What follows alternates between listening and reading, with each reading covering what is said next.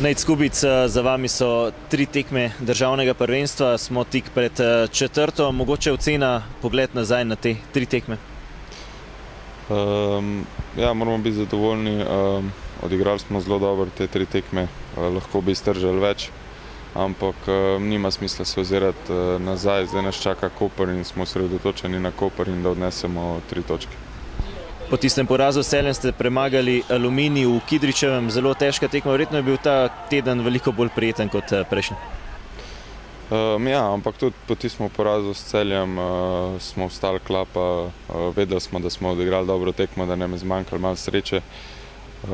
Gradili smo na tem, kar smo gradili prej in proti Aluminiju smo svet pokazali eno dobro igro, predvsem v drugem polčasu in na koncu zasluženo zmagali.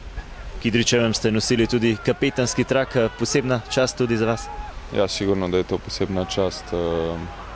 Tako da sem ponosen na to, da me je trener postavil za podkapetana, bi lahko rekel. Sedaj sledi tekma s Koprom. Koper je igral v sredo, premagal Aluminij s 3-0 in je sedaj točko za vami. Čaka vas težek obračun tukaj v Športnem parku?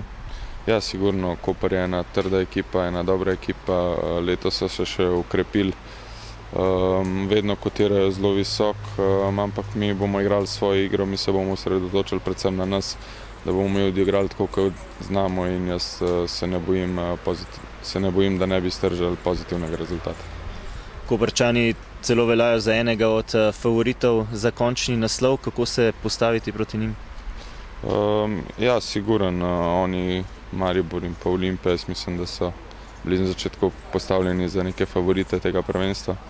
Ampak mi se ne oziramo na nasprotnika, mi gradimo svojo igro, mi treniramo po svoje, poslušamo trenerjeva navodila in jaz verjamem, da nas bo tudi na koncu to pripeljalo do dobrega rezultata.